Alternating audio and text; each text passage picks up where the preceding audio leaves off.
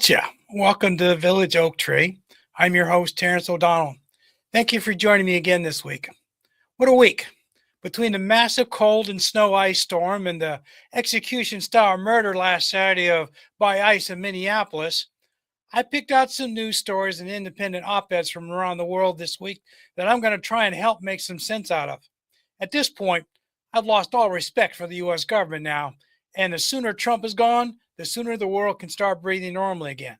So gather around, sit you down somewhere comfortable for a bit, and let's talk about what's been going on around the world here. By now, everyone across the world with internet access and a mobile phone knows about the killing of the American ICU nurse by ICE last Saturday morning. I saw some of the videos, and it was pretty obvious that ICE agents were overly aggressive towards the man and the two women there. At first, ICE sprayed them in their faces with something, probably pepper spray. Then they pushed the man onto the hood of a parked car. Then the next thing we see are multiple men piling on this guy on the ground. Then a couple of them start shooting him as he lay on the ground, killing him. Never once in any of the videos did he show a gun. Immediately, DHS started telling the world that the man was a domestic terrorist, just like they did with Renee Good a couple of weeks ago. Their claim for shooting him, he threatened federal officers with a gun, yet he had a concealed carry permit, according to local law enforcement. These are the cowardly federal immigration agents that DHS has hired to terrorize American cities. Call them cowards because they act like a pack of feral dogs. The only way they can operate is in large groups so they can overwhelm single individuals with massive force. So many, in fact, that when they decide to tackle someone, it looks more like a rugby scrum, as they seem to be more get in each other's way to get in a punch or two, rather than actual make arrest. As I talked a little bit about last week, they are largely untrained and are apparently being hired because some of them may have some previous law enforcement backgrounds or just have the aptitude for one to terrorize unarmed civilians and operate with perceived immunity. In other words, they get off on busting down doors, forcibly kidnapping innocent people everywhere they can. As I noted before, there have been stories that have come out about some of these new hires that they were cast-offs from other law enforcement institutions. In other words, fired, most likely for violating civil rights and overly aggressive behaviors. There has been a lot of speculation that this is on purpose, that Trump wants an excuse, any flimsy excuse, to invoke the insurrection clause and suspend the midterm elections next November. We all know how much he hates to lose anything or be called any derogatory names, so this may be his way to cheat. He already has said in some recent news stories that he was worried about the Republicans would lose the midterms. I think Trump has more important things to worry about long before November. There are more and more stories in the news and public discussions among Democrats, and more stories in the news and public discussions among Democrats about Trump's mental state. I said something to that effect last week after his disastrous rambling speech at Davos, Switzerland. Now, more important people than I are taking up the call. Will we be seeing Trump ceding the Oval Office to J.D. Vance in a couple of months for health reasons?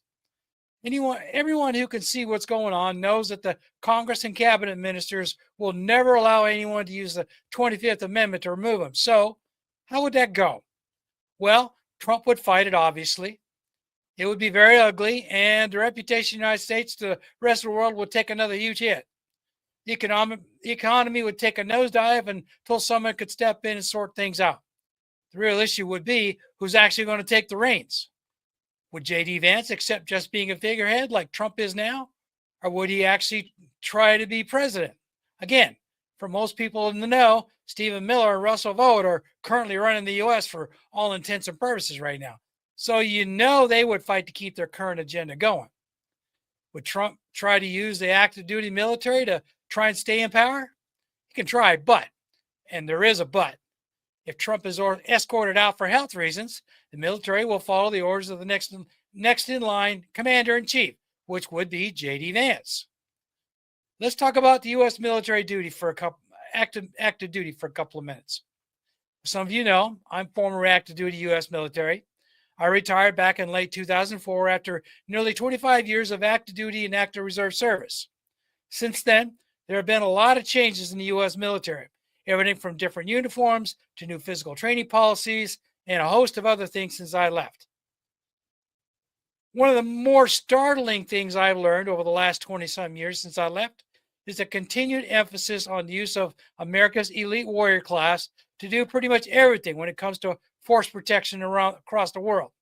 Since Donald Rumsfeld was the head of the Department of Defense in George W.'s time, this has been the Army doctrine, using Army Rangers, special operators like SEAL teams, Delta Force, and Special Forces units, all who get very special, plussed up training regimens in order to be the tips of the spear wherever the Army needs to be deployed to some hot spot around the world.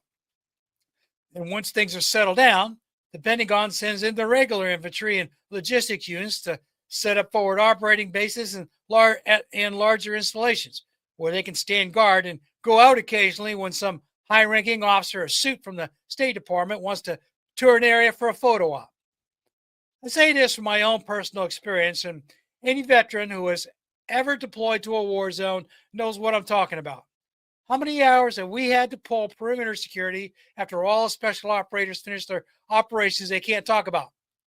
How many special convoys were deployed to provide force pro for someone in a suit on a fact-finding mission or a senior officer trying to score more promotion points?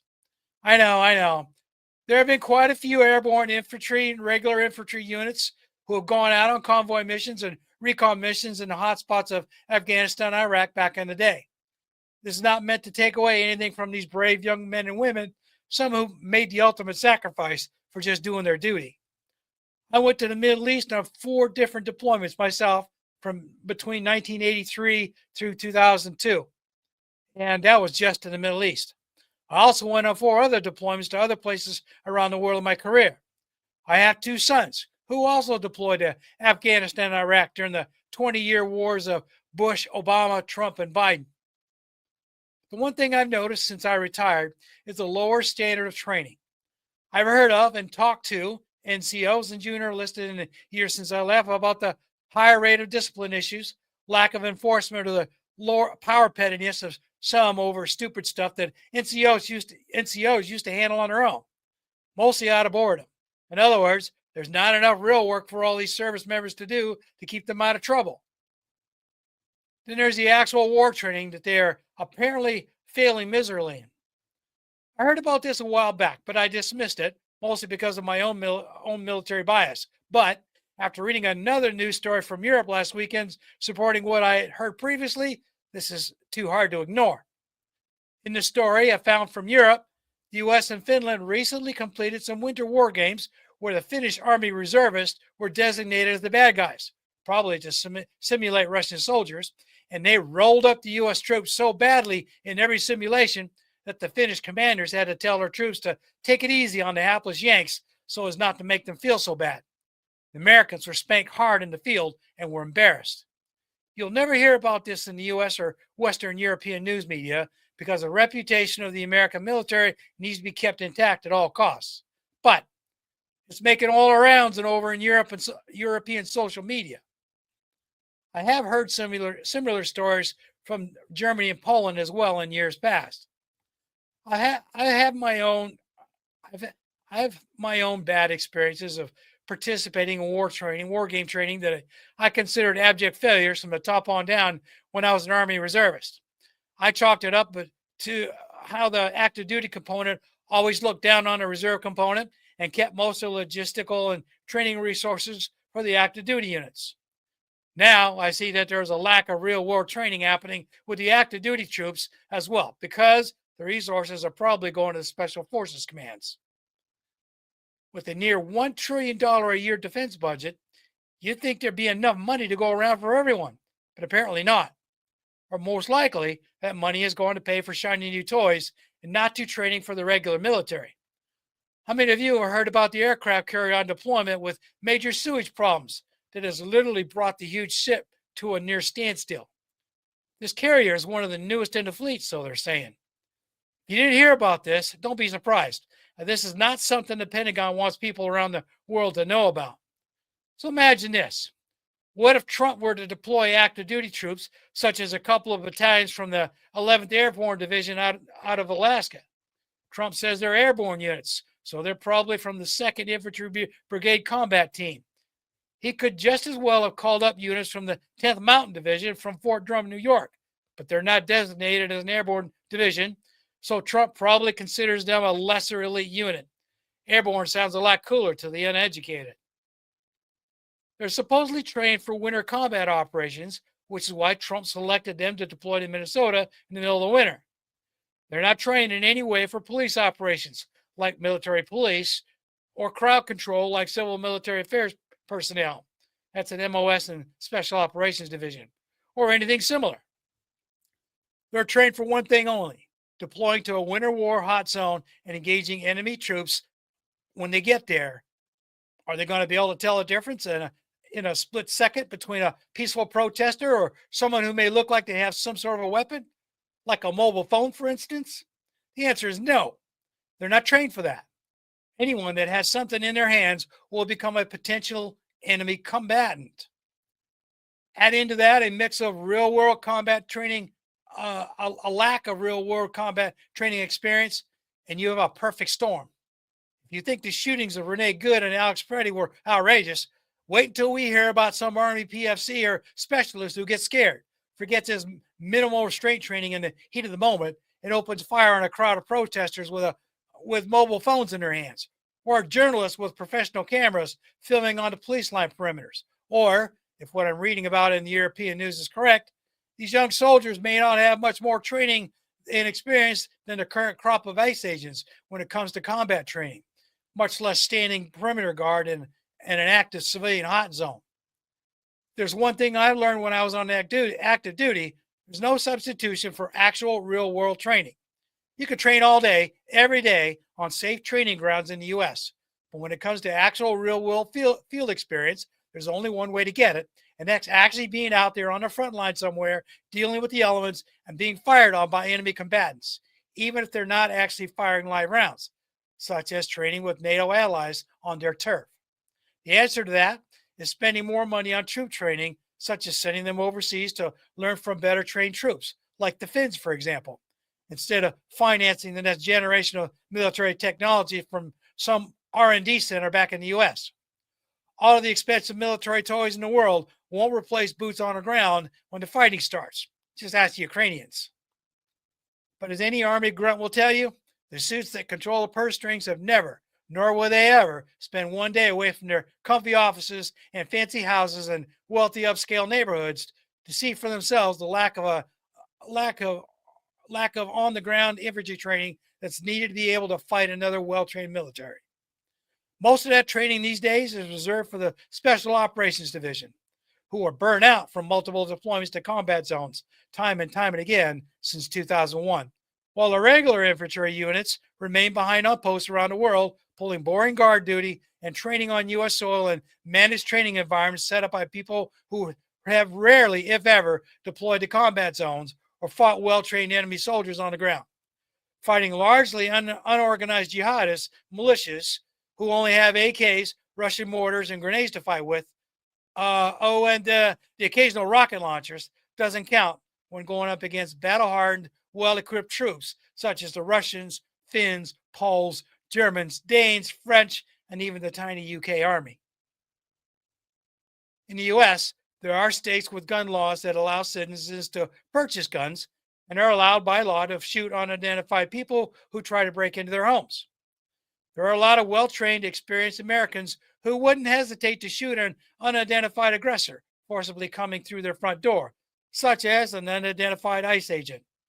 As it stands today, there are 38 states with stand your ground laws that allow citizens to defend themselves using deadly force against perceived assailants. Minnesota is not one of them, but they do have a concealed carry law. In my state of Virginia, we have castle doctrine, stand your ground law, open carry, and concealed carry laws. There are several other states like this, Arizona being one of them. I have a news article about an Arizona lawmaker who's concerned about ICE agents breaking down doors in their state with such laws enacted because, in essence, these laws allow homeowners, business owners, and car drivers to defend themselves with deadly force against any armed, unidentified intruders or perceived combatants that come after them without any warrants or for any unjustifiable reason, just such as a case of mistaken identity. How many times have we seen that in the news in the last few years? Given how cowardly these ICE agents are, will they just stand outside someone's home in one of these states and blast it to smithereens with automatic gunfire rather than try to bust down someone's door if they suspect the person may be armed? That's not too hard to imagine, since they've been told they have complete immunity for anything they do, including murder while on duty. I have another related news article about how ICE agents are now telling protesters filming their nefarious actions that they're also being filmed for later identification in order to add them to a massive government database, which people will supposedly be picked up at a later date for questioning or arrested for domestic terrorism. I mentioned this before about how the government is using AI to scour the internet around the world looking for government dissenters, illegal immigrants, and now suspected domestic terrorists. With Israeli surveillance companies working for Trump's government now, this should scare all of us. Any one of us can be labeled a domestic terrorist from now on for the slightest thing, such as creating podcasts denigrating the government, for instance. It's no wonder countries around the world are pulling away from doing business with Trump's United States. I learned last weekend that after Trump's tantrums last week, European countries are starting to divest from the U.S. Sweden and Denmark have pension funds that are divesting from their American portfolios. Germany is seriously thinking about repatriating their gold bullion that's in storage at a bank in New York City. If they do, you can bet more countries will follow. So far, Chancellor Merz is saying no to keep trusting the Americans. Good luck with that. German people are already upset with Merz's government. What will happen if Treasury Secretary Bessent, by Trump's order, freezes European gold bullion over some perceived slight? Let's talk about the economic ramifications of all that for a minute. If other countries make a run on American banks to retrieve their gold from gold bullion, those banks would take huge economic hits, forcing some of them to close. You can forget about Trump bailing them out. This is the same mobster who wants to sue JP Morgan Chase Bank for closing his accounts after the insurrection of 2021. On top of all that, Europe has now canceled negotiations with Trump over a trade deal. They haven't initiated retaliatory tariffs yet. Denmark and other NATO countries are deploying additional combat troops to Greenland for some war game training that we know it's to try and defend against Trump, should he decide to send a U.S. expeditionary force to try and take the island nation. The reason are for war games, but the timing is too coincidental. I suspect that Trump has now tasked his loyal people to come up with a way to impose some kind of economic sanctions on Greenland, Denmark, and anyone else who gets in his way in the near future to try and force the capitulation to Trump. He just threatened France with a 200% tariff on its wine and spirits export. That's going to hit wine and champagne hard. He just threatened Canada again with a 100% tariff on all their exports to the U.S. because of new tentative trade deals with China. Canada's thinking hard about making a deal with Sweden to purchase their Gripen fighter jets instead of the U.S. F-35s, which has set off a furor in the U.S. military-industrial complex. Economic experts are now predicting that the U.S. is entering a recession. Trump is pushing the U.S. fast down that path. All of this ICE aggression is starting to affect state economies as people are staging statewide labor strikes. Minnesota held one last Friday, with more states making noises about staging their own. Imagine the economic impacts on everyday life if states start shutting down due to statewide labor strikes. What do you think Trump would do if the U.S. economy takes a serious nosedive? His first go-to will be to try and deploy active duty troops all over the country to quell the strikes, which will only make things worse. Anyone with half a brain can see that. But we're talking about a president who is in all likelihood senile and living in a fantasy world. I don't see a bright future for the United States anymore. There are only two ways this goes forward. First, the American people keep believing that Trump will straighten out and the U.S. will go back to how things were before November 2024. If so, we're doomed. It's like asking a lifelong hardened criminal to suddenly reform and get religion. It can happen, but the odds are bad. Second, enough people forced their state politicians in Washington to fire Trump, either by impeachment or by invoking the 25th Amendment for health reasons. No matter what the citizens do, the United States is forever changed. There's no going back to that golden age Trump keeps talking about.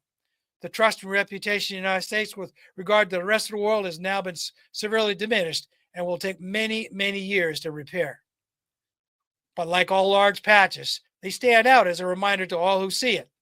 This is the United States now, a severely tarnished superpower that needs to make humble apologies to the world for its bad behavior as soon as Trump and his people are gone for good.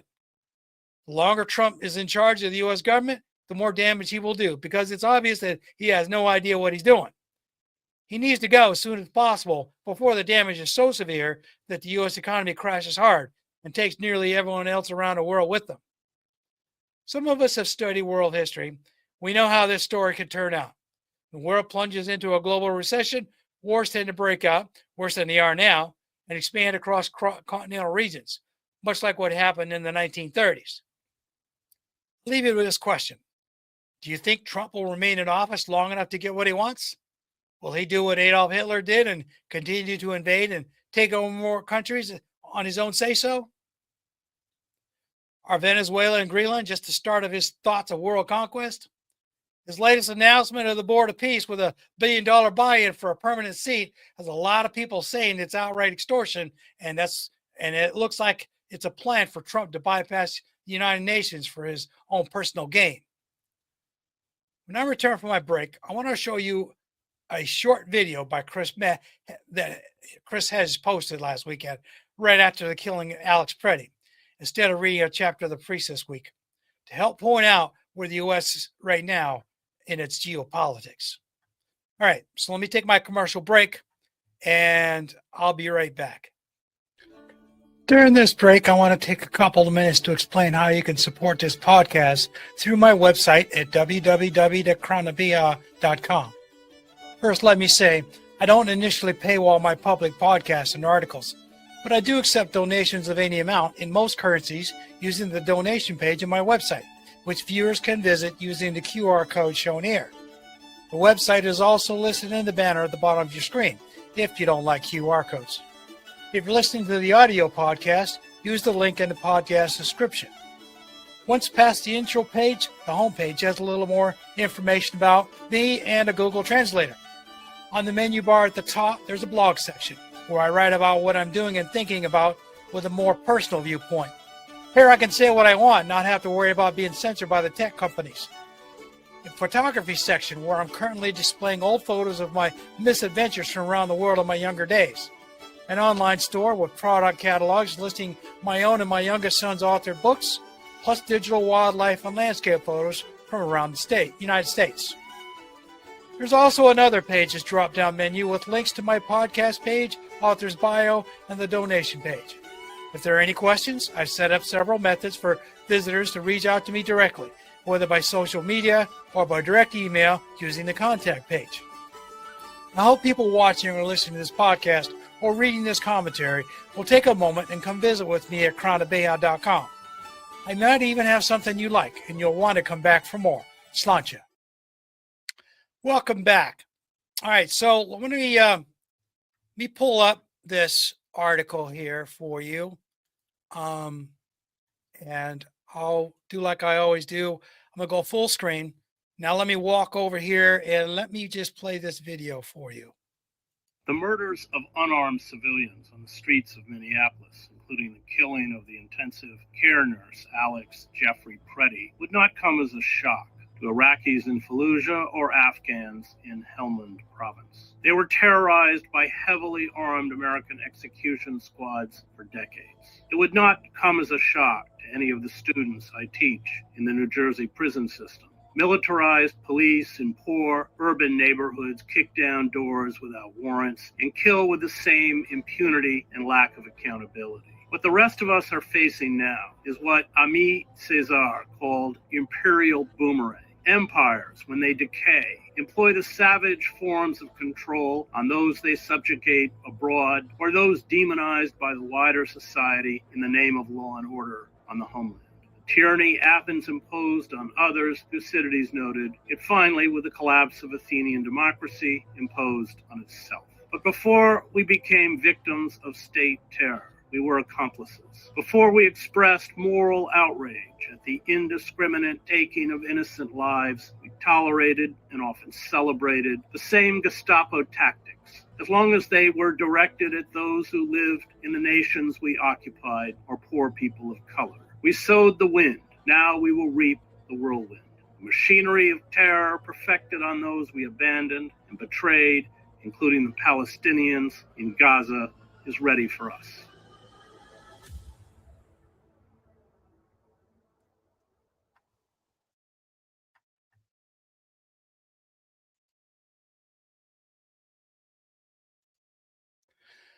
Okay, so that was pretty powerful. Um, I'll put, on when I post this on Substack, and medium.com, I'll add a link to this so you guys can watch it for yourself if you care to. But either way, I think we should pay close attention, and take it for what it's worth. Guru Mahagat, thank you for watching or listening to the show today. I hope you enjoyed it and you'll return again to listen to me offer a voice to what a lot of people are thinking these days. To say goodbye this week, I will repeat an Irish quote from the rebellion days. To be a rebel is to refuse to accept the status quo, to challenge the powers that be, and to fight for a better future. Slán go foill.